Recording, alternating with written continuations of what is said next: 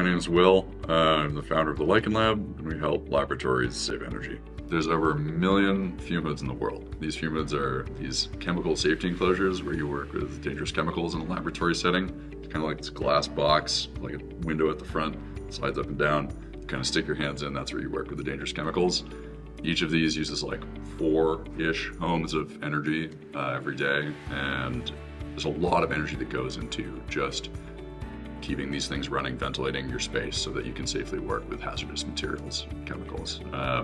But oftentimes, I used to work in a lab. Oftentimes as a lab user, I would forget to just close that dangerous box of chemicals in this fume hood after I would be done at the hood. And that's just a common thing all over the place. Lab users forget to keep fume hoods closed. And by forgetting to do that, you're wasting excess energy. So that's the simple premise of our product, where it's an alarm that reminds folks to keep fume hoods closed.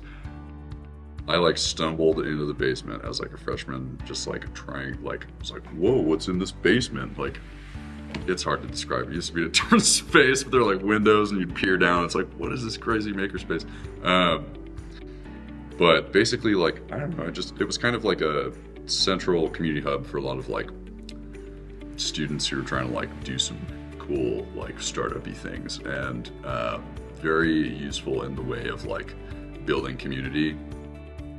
I don't really recommend going into entrepreneurship or startups unless you're naive, ignorant enough, naive enough, ignorant enough, and have enough just compulsion to do nothing else other than what you're kind of obsessed with. If you check all those boxes where you're just I have to do this, regardless of what the world kind of is throwing at you, go ahead by all means, but don't jump into it unless you're just so committed and so zoned in.